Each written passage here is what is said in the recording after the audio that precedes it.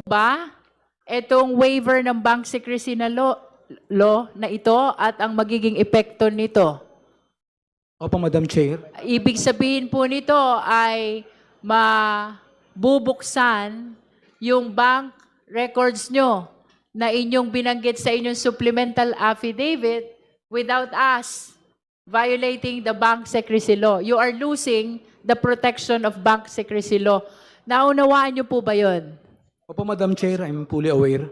Ito po bang isinagawa ninyong ito ay may paggabay na ibinigay sa inyo ang abogado nyong katabi nyo ngayon, whom I know is Attorney Palad? Opo, Madam Chair. So, naiintindihan nyo po ang inyong ginagawang ito? Opo, Madam Chair. Okay. So,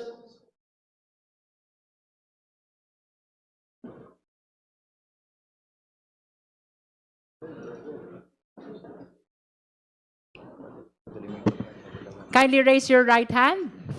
As to the contents of this waiver of bank secrecy law, do you subscribe and swear to the truthfulness of the contents of this document? You do. Opo, Madam Chair, I do. Thank you. So you may take your seat. Salamat po. Again, for the record, this waiver of bank secrecy law will be received by the COMSEC to form part of the records of our proceeding today.